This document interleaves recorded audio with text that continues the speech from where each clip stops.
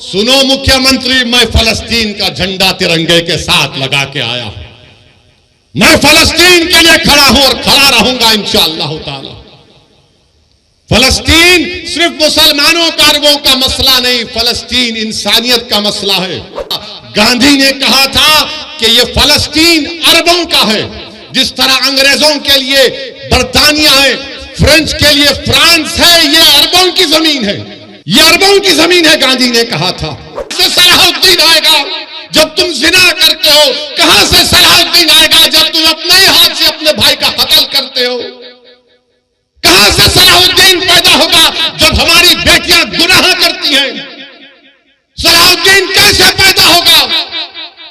जब तुम नेक बनोगे, जब तुम गुनाहों से दूर रहोगे।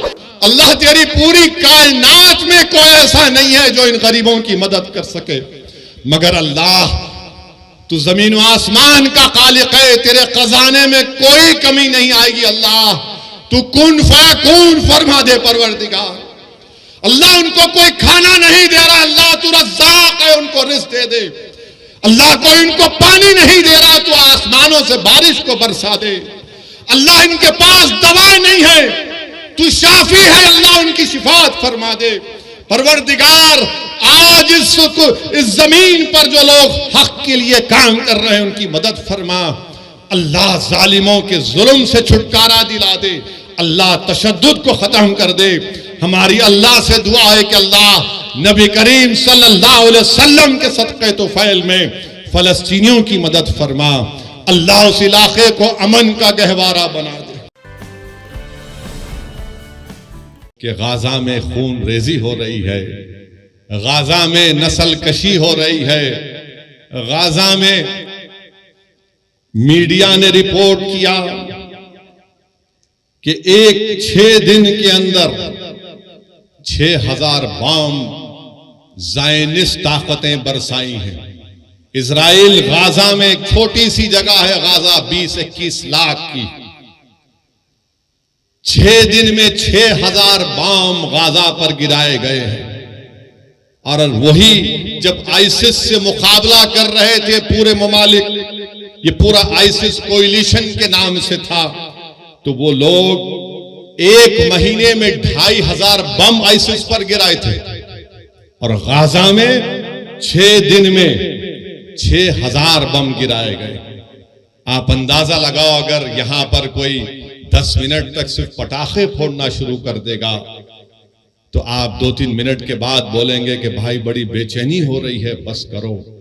सोचो थोड़ी देर के लिए कि 6 दिन में 6000 बम ये जालिम इस्राएली हुकूमत गाजा पर बरसाती है। दुनिया खामोश है, जो बड़ी बड़ी बातें करते हैं ये दौलतमंद ममालिक, क्योंकि मरने वाला फलस्तीनी है। यकीनन जो तशद्दुद होगा, वायलेंस होगा, हम कंडेम करते हैं उसको, चाहे कोई भी करो, वायलेंस रास्ता नहीं है। मगर ये बताओ ये कौन से वायलेंस है? ये तो नस्ल कशी है, ये तो आप उनको खत्म कर रहे हैं, आप उनको बिल्कुल खत्म, सफ़े हस्ती से मिटाना चाहते हैं, जिसको अंग्रेजी में कहते हैं एथनिक क्लेंसिंग हो रहा है फलस्तीनियों का। मैं बताना चाहूंगा आपको कि 2016 साल से गाजा में महासिरा है। 16 साल से कोई बाहर जाना है तो उसको परमिशन, कोई अंदर आना है तो उसको इजाजत लेना पड़ता है। आपने देखा ना कोविड में क्या हुआ था? कोविड में क्या हुआ था कि कोविड में बगैर पास के नहीं कोई नहीं निकल सकता था। 16 साल से फलस्तीनियों को उस तरह का बर्ताव किया जा रहा है। पीने का पानी नहीं है, लाइट उनकी बंद कर दी गई क्योंकि इजराइल के पास से बिजली आती है। 16 साल से महासरे में है। अरे समंदर है, मच्छी नहीं पकड़ने देते ये ज़ायनिस्ट लोग। और उस 21 लाख में 50% आबादी 18 साल की, 20 साल के नौजवानों की है। और आपको जानकर तकलीफ होगी कि 2008 से 6407 फलस्तीनियों को ज़ायनिस्ट लोग मार दिए, जिसमें से 18 साल के कम उम्र 1437 बच्चे थे। और अब इजराइल एक फास्फोरस चीज आती है, उसका बम गिरा रहा है। यानी जब वो गिरता है तो बिल्डिंग को पिघला देता है, अगर जिस्म पर गिरता है तो चमड़ी से हड्डी को गला देता है। यह जुल्म गाजा के लोगों पर किया जा रहा है। और अमेरिका, बर्तानिया, ये यूरोप, ये फ्रांस जब बड़ी बड़ी बातें करते हैं, आज गूंगे बनकर बैठे कि मासूम लोगों को, अरे 80 साल से लड़ रहे हैं अपनी फलस्तीन और मस्जिद अक्सा और बैतुल मुकद्दस के लिए। मेरे अजीज दोस्तों और बुजुर्गों, ये बात कहना जरूरी था। इसलिए जरूरी है कि अगर गाजा का नाम आए, फलस्तीन का नाम आए, मस्जिद अक्सा का नाम आए, बैतुल मुकद्दस का नाम आए और तुम्हारे और हमारे दिलों में हरारत ईमानी पैदा नहीं हुए तो फिर तुम इंसान कहलाने के लायक नहीं हो। अगर हम इनकी मदद नहीं कर सकते, हम दूर हैं, मगर जज्बात से कर सकते हैं और करना चाहिए। अगर जज्बात भी नहीं है तो मुस्लिम शरीफ की हदीस है कि आका ने फरमाया कि तुम मुनाफिक हो। अल्लाह के रसूल सल्लल्लाहु अलैहि वसल्लम ने फरमाया कि तुम मुनाफिक हो। वो अंबियाओं की बैशत की सरजमीन है। हजरत दाऊद अलैहिस्सलाम, दाऊद अलैहिस्सलाम, सुलेमान और ईसा अलैहिस्सलाम की बैशत की सरजमीन है। हजरत इब्राहिम अलैहिस्सलाम की खबर, हजरत मूसा अलैहिस्सलाम की खबर वहां पर है। मेरे अजीज दोस्तों और बुजुर्गों, काबतुल्लाह को तूफान नूह के बाद अल्लाह के हुक्म पर हजरत इब्राहिम अलैहिस्सलाम ने काबतुल्लाह को बनाया और 40 साल के बाद अल्लाह के हुक्म के बाद मस्जिद अक्सा को हजरत सुलेमान अलैहिस्सलाम ने बनाया। और दुनिया को हम बताना पड़ेगा कि हमारा रिश्ता फलस्तीन से, गाजा से, मस्जिद अक्सा से, बैतुल मुकद्दस से क्या है। जब तक कुरान में वो आयात है कि असरा में अब नहीं, जब तक कुरान में ये सूरा रहेगा, सुबह क़यामत तक हमारा रिश्ता फलस्तीन और गाजा से रहेगा। मेरे अजीज दोस्तों और बुजुर्गों, आपने हदीस शरीफ सुनी कि रसूल अल्लाह सल्लल्लाहु अलैहि वसल्लम से एक सहाबी रसूल ने पूछा, या रसूल अल्लाह सल्लल्लाहु अलैहि वसल्लम, क्या हशर के मैदान में हम आपको पाएंगे? अल्लाह के रसूल सल्लल्लाहु अलैहि वसल्लम ने फरमाया कि हाँ, तुम मुझे हशर के मैदान में पाओगे। कहां होगा हशर का मैदान? इसी सरजमीन पर हशर का मैदान होगा, इसी फलस्तीन पर हशर का मैदान होगा। फिर आका से पूछा गया सल्लल्लाहु अलैहि वसल्लम से कि दूसरी जगह कहां पर हम आपको पाएंगे? रसूल अल्लाह सल्लल्लाहु अलैहि वसल्लम ने फरमाया कि मैं आबे कौसर पर रहूंगा, मेरी उम्मत प्यासी होगी, मैं मेरी उम्मत की प्यास को बुझाऊंगा। कहां होगा हौज़े कौसर? इसी फलस्तीन से लेकर मदीने तक अहादीस में आया। उलमा किराम बैठे हैं, पूछ लो आप। मेरे अजीज दोस्तों और बुजुर्गों, ये वो मुबारक सरजमीन है कि कुरान में लफ्ज बारक ना 5 मरतबा आया तो अल-कुद्स है वो। चाहे सूर्य असरा हो, सूर्य जितने भी 4-5 सूरों में जिक्र आया, 5 जगह पर लफ्ज बारकना का मतलब खुद। अल्लाह के रसूल सल्लल्लाहु अलैहि वसल्लम ने फरमाया कि बड़ी खूब जगह है ये, बड़ी खूब जगह है। तो सहाबा ने पूछा रसूलुल्लाह सल्लल्लाहु अलैहि वसल्लम क्यों? तो रसूलुल्लाह सल्लल्लाहु अलैहि वसल्लम फरमाया कि यहां पर फरिश्ते अपने पर बिछा कर बैठते हैं, यहां पर फरिश्ते अपने पर बिछा कर बैठते हैं। रसूलुल्लाह सल्लल्लाहु अलैहि वसल्लम ने फरमाया कि मीजान लगेगा, यह हिसाब किताब की जगह है। मेरे अजीज दोस्तों और बुजुर्गों, इमाम अहमद ने यह हदीस शरीफ लिखी अपने मसनद में कि अल्लाह के रसूल सल्लल्लाहु अलैहि वसल्लम ने फरमाया कि मेरी उम्मत में ग्रोह रहेगा जो सुबह क़यामत तक हक की तरफदारी करेगा, जो सुबह क़यामत तक हक की तरफदारी करेगा, बातिल ताकतों से मुकाबला करता रहेगा। उनके पास दौलत नहीं होगी मगर हक की तरफदारी करते रहेंगे कि क़यामत भी आ जाएगी। तो सहाबा इकराम ने पूछा, है रसूल अल्लाह वो कौन सी जगह होगी? तो आक़ाए दो आलम सल्लल्लाहु अलैहि वसल्लम ने फरमाया अल-कुद्स, अल-कुद्स, अल-कुद्स। मेरे अजीज दोस्तों और बुजुर्गों, इसीलिए हमको अपने सीनों में गाजा के अवाम की तकलीफ को महसूस करनी चाहिए। वो जो 500 बच्चे मरे, तकलीफ को महसूस करो, वो तुम्हारी औलाद तो नहीं है, मगर सोचो अगर तुम्हारी औलाद मर जाती। सोचो थोड़ी देर के लिए वो कोविड में जब हम लाशों को उठा उठा कर डर डर कर लेकर जा रहे थे, सोचो थोड़ी देर के लिए, 1 साल 2 साल नहीं, 70 साल से ये मुजाहिद, ये गय्यूर कौम अगर पूरी दुनिया में हक की सरबुलंदी के लिए और बातिल की शिकस्त के लिए अगर किसी सरजमीन पर मुबारक रूहों का खून गिरा है तो मसले फलस्तीन पे गिरा। मस्जिद अक्सा बैतुल मुक़द्दस के लिए खून बहाया जा रहा है। मैं सलाम करता हूं उन माओं को जिन्होंने इन बहादुर बच्चों को पैदा किया, जो ज़ायनिस्ट लोगों की गोलियों का निशान बन रहे हैं, जो बमों से उनकी मौत हो रही है। मगर दुनिया ये जान ले कि जब तक हम जिंदा है दुनिया जिंदा है, जब हम नहीं तो दुनिया भी नहीं। याद रखो, मौत से डरने वाले हम नहीं, हम अपना मुकद्दर लिखा कर लाए हैं कि अल्लाह मेरी जिंदगी में लिख चुका है, तुम्हारी जिंदगी में लिख चुका है। मगर सवाल यह है कि तुम अपनी जिंदगी गुलामों की तरह गुजारोगे या फिर तुम बहादुरों की तरह अपनी जिंदगी को गुजारोगे। लोग मुझसे पूछते हैं फोन करके कि असदुद्दीन अवैसी ये कैसा हो रहा है, ये क्या हो रहा है। लोग तकलीफ महसूस करते हैं और लोग पूछते हैं कि कहां है सलाहुद्दीन अय्यूबी, कहां है वो सलाहुद्दीन अय्यूबी।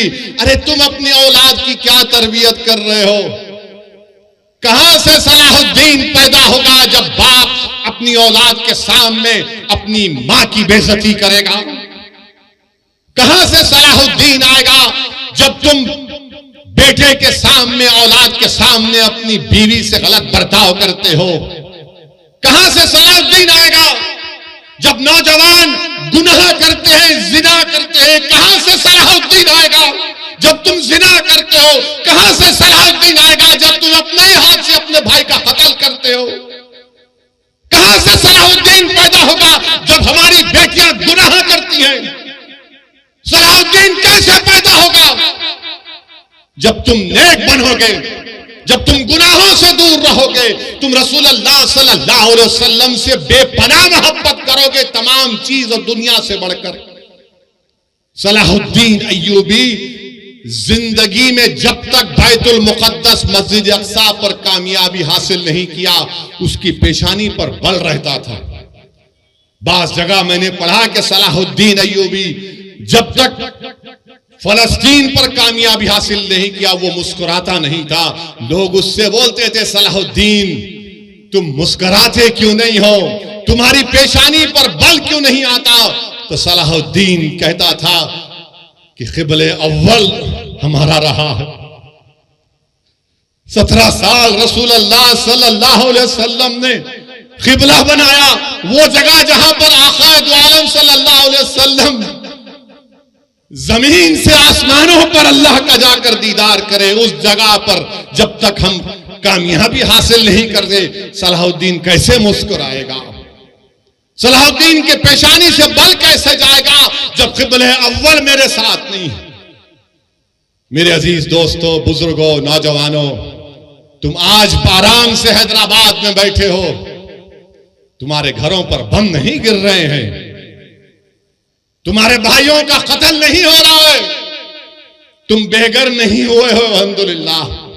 मगर गाजा के गरीब लोग 21 लाख की आबादी में 10 लाख बेघर हो चुके हैं।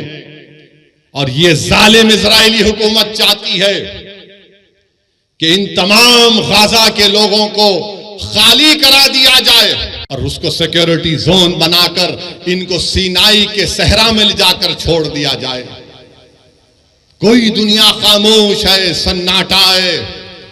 अरे जिसने मारे उनको देखो, मगर इन गाजा के गरीबों ने तुम्हारा क्या बिगाड़ा था? मीडिया में एक तरफा रिपोर्टिंग कि ऐसा हुआ, वैसा हुआ, फुला हुआ। अरे कभी तुमने देखा 70 साल से इजराइल ऑक्यूपायर है, इजराइल ऑक्यूपायर है, फलस्तीन ऑक्यूपाइड टेरिटरी है। ऑक्यूपेशन तुमको नहीं दिखता, जुल्म तुमको नहीं दिखता।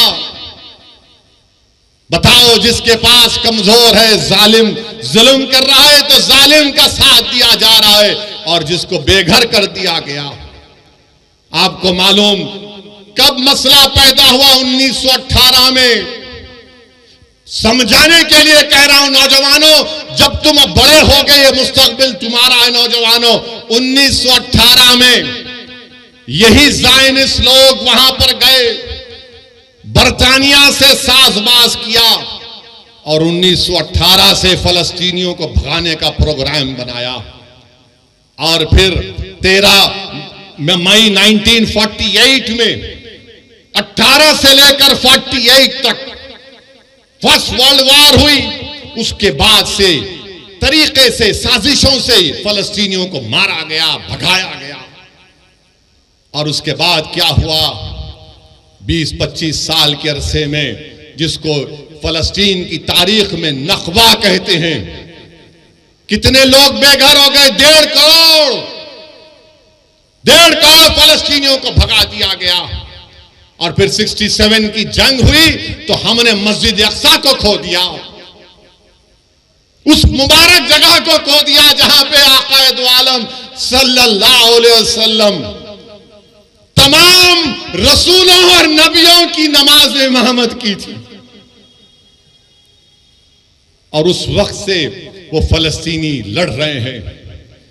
फलस्तीन का मसला सिर्फ अरबों का मसला नहीं, फलस्तीन का मसला सिर्फ मुसलमानों का मसला नहीं, फलस्तीन का मसला हर उस इंसान का मसला है जो इंसाफ चाहता है, जो इंसाफ चाहता है। और जो पूछते हैं कि सलाहुद्दीन कहां आएगा, अरे सलाहुद्दीन को आने के लिए तुमको नेक बनना पड़ेगा। जब ईसाइयों ने मस्जिद अक्सा और बैतुल मुक़द्दस पर कब्जा किया, क्रूसेडर्स ने एक दिन में 70,000 मुसलमानों का कत्लेआम हुआ। उनके घोड़े गिर जाते थे, इतना खून था। मगर जब सलाहुद्दीन अय्यूबी ने फलस्तीन बैतुल मुक़द्दस पर कामयाबी हासिल की और तमाम ईसाई लोग जमा हुए, बोले कि सलाहुद्दीन अब तुम हमसे क्या करोगे? तो सलाहुद्दीन अय्यूबी ने कहा कि मैं वो नहीं करूंगा जो तुमने किया था। मैं रसूल अल्लाह सल्लल्लाहु अलैहि वसल्लम के गुलामों का गुलाम हूं, तुमको मैं माफी देता हूं, जाओ, तुम्हारी जान को भी कोई हाथ नहीं लगाएगा। यही सलाहुद्दीन अय्यूबी के पास एक कबीला था जो दीन इस्लाम को कबूल नहीं करता था। सलाहुद्दीन अय्यूबी ने जोर जबरदस्ती नहीं की। एक कबीले की एक औरत आई सलाहुद्दीन अय्यूबी के पास और आकर कहा कि सुल्तान, मेरे 4 बच्चे गायब हैं, मेरे बच्चों को वापस लेकर आओ। Salahuddin Ayyubi Fatih फलस्तीन, Fatih Betul मुक़द्दस उठता है, अपने जिस्म पर जर्रा पहनता है, तलवार उठाता है। वो औरत खातून कहती है, कहां जा रहे सुल्तान? तो कहा, तेरे बच्चों को तलाश करने जा रहा हूं। वो हैरान होकर पूछती, आप जाएंगे मेरे बच्चों के लिए? बोले, हाँ, तेरे बच्चे मासूम हैं। फजर को निकलता सलाहुद्दीन अय्यूबी, ज़हर हो जाती है। ज़हर से असर के करीब जब सलाहुद्दीन अय्यूबी इन बच्चों को देखता है, बच्चे डरे हुए हैं, सहमे हुए हैं, उनको गोद में उठाकर अपनी माँ के पास जब लेकर आता है तो बच्चे, उसमें से जो बड़ा उम्र का बच्चा था 13-14 साल का, वो फर्त मसरत में अपनी माँ की तरफ दौड़ता है कि अम्मा अम्मा। तो उस माँ ने क्या किया? उस माँ ने उस बच्चे के मुंह पर एक जोरदार तमाचा मारा और कहा कि जा, सलाहुद्दीन के कदमों में गिर जा, ये वो नबी मोहम्मद सल्लल्लाहु अलैहि वसल्लम का गुलाम है, अगर ये ऐसा है तो उसका रसूल कैसा रहमत वाला होगा। ये सलाहुद्दीन अय्यूबी था।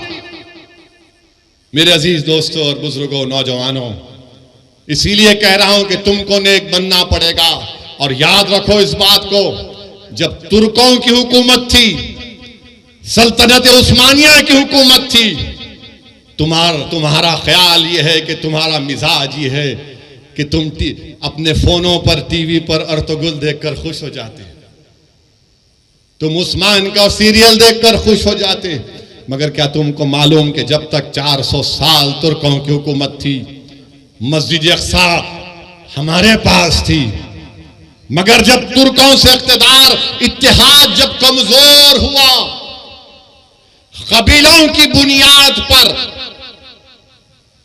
असबियत की बुनियाद पर जब इत्तेहाद पारा पारा हो गया, तो सबसे पहली चीज जो हमारे हाथ से चले गई वो मस्जिद अक्सा और बैतुल मुक़द्दस हमारे हाथ से चला गया। इसीलिए मेरे अजीज दोस्तों और बुजुर्गों, इत्तेहाद को मजबूत रखो, याद रखो।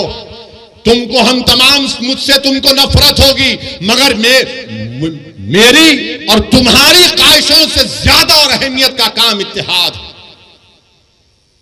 असदुद्दीन ओवैसी यकीनन कमजोर है, मगर याद रखो ये इत्तेहाद तुम्हारे लिए और मेरे लिए, आने वाली नस्लों के लिए जरूरी है।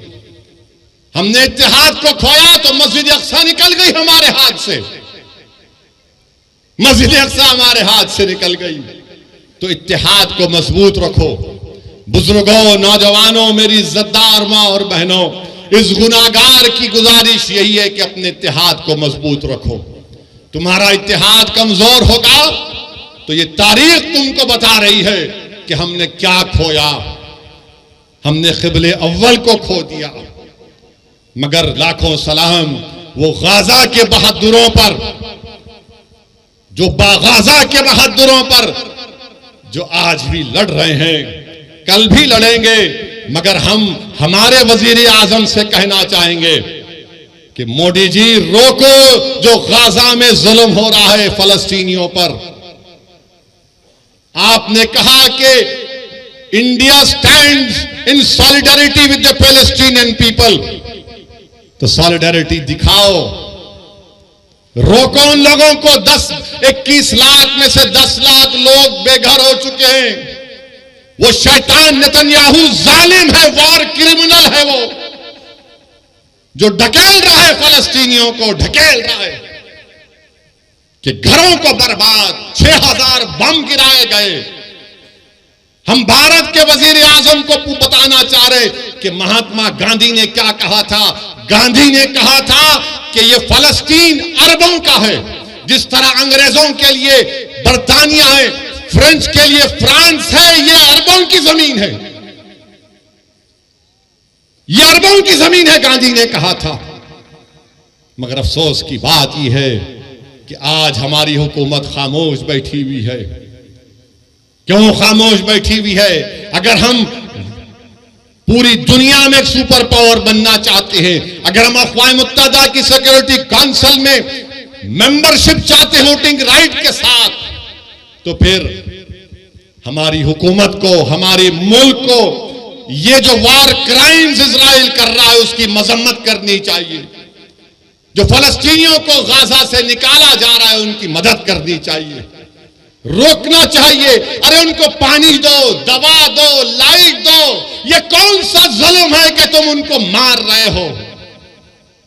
बेहतरीन से बेहतरीन हथियार अमेरिका दे रहा है, अरे आप इन पर हथियार बरसा रहे। मेरे अजीज दोस्तों और बुजुर्गों, अभी हमारे मुल्क के चीफ मिनिस्टर ने कह दिया, क्या कहा उन्होंने कि अगर कोई फलस्तीन का नाम लेगा तो उसको बुक कर दो। सुनो मुख्यमंत्री, मैं फलस्तीन का झंडा तिरंगे के साथ लगा के आया, मैं फलस्तीन के लिए खड़ा हूं और खड़ा रहूंगा इंशाअल्लाह ताला। फलस्तीन सिर्फ मुसलमानों का, अरबों का मसला नहीं, फलस्तीन इंसानियत का मसला है। और हम उस बाबा मुख्यमंत्री से कहना चाहेंगे, अगर आपको केस बुक करना है तो विजारत खारजा MEA पर केस बुक करना पड़ेगा। अगर कई यूपी में मोदी जी आ गए तो उन पर भी केस बुक करना पड़ेगा आपको। मेरे अजीज दोस्तों और बुजुर्गों, मेरी आप तमाम से गुजारिश है कि अपनी दुआओं में इन गाजा के मजलूमों के लिए दुआ करिए। हम इस मुबारक शब में अल्लाह से दुआ करते हैं कि अल्लाह तुझे तेरे हबीब मोहम्मद मुस्तफ़ा सल्लल्लाहु अलैहि वसल्लम का वास्ता, तो इन गाजा के लोगों की हिफाजत फरमा दे। अल्लाह हम तुझसे तेरे हबीब का वास्ता देकर भीख मांगते हैं या अल्लाह इनकी जानों और माल की हिफाजत फरमा। परवरदिगार इनकी गैब से मदद फरमा। या अल्लाह तेरे हबीब का इरशाद है कि सुबह क़यामत तक एक गिरोह रहेगा जो हक की तरफदारी करेगा। या अल्लाह उस सरजमीन पर जहां पर हशर का मैदान होगा, या अल्लाह उस सरजमीन पर जहां पर आबे कौसर होगा, या अल्लाह उस सरजमीन पर जहां पर मीजान होगा, या अल्लाह जिस सरजमीन पर पूरों को तू इकट्ठा करेगा, परवरदिगार वहां पर जालिम जुल्म कर रहा है। या अल्लाह मदद फरमा गाजा के लोगों की। अल्लाह गाजा के लोगों की हिफाजत फरमा।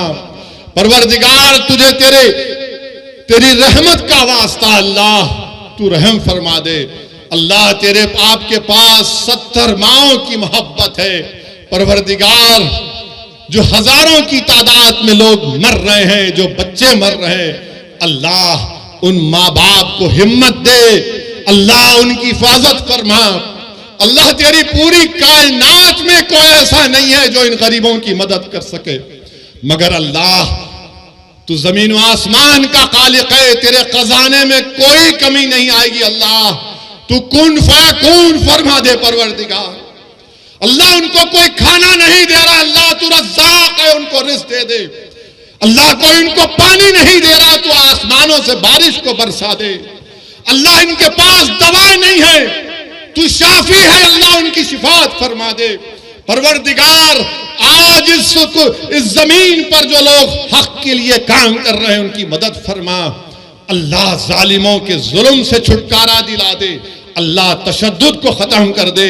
हमारी अल्लाह से दुआ है कि अल्लाह नबी करीम सल्लल्लाहु अलैहि वसल्लम के सदक़े तोफ़ैल में फ़लस्तीनियों की मदद फरमा। अल्लाह उस इलाके को अमन का गहवारा बना दे। अल्लाह उस इलाके को अमन का गहवारा बना दे। अल्लाह हमारे मुल्क में अमन को मजबूत फरमा दे। अल्लाह हमारे जान और माल और ख़ास तौर से या अल्लाह हमारे ईमान की हिफाजत फरमा। अल्लाह हमारे ईमान की हिफाजत फरमा। परवरदिगार जब तक तू हमको जिंदा रखेगा, मेरे मौला तुझे तेरी रहमत का वास्ता, तेरे हबीब का वास्ता, हम झुके तो सिर्फ तेरे सामने झुके। अल्लाह हम किसी से मांगे तो तुझसे मांगे। अल्लाह हमको शिरक से बचा ले। अल्लाह हमको शिरक से बचा ले। अल्लाह तू हमारा रब है, हमारे लिए काफी है। अल्लाह तू हमको रसूलुल्लाह सल्लल्लाहु अलैहि वसल्लम को उम्मती बनाया, ये दुनिया का सबसे बड़ा एजाज हमको दिया। मेरे रब लाज रख ले, मेरे अल्लाह लाज रख ले। परवरदिगार अल्लाह कमजोरों की, मजलूमों की लाज रख ले। अल्लाह इनकी हिफाजत फरमा जो बेसरो सामानी में अल्लाह जानवरों से बदतरीन सलूक गाजा में किया जा रहा है। अल्लाह गाजा के उन गरीबों की मदद फरमा। अल्लाह हमारे वतन अजीज में अमन को मजबूत कर दे।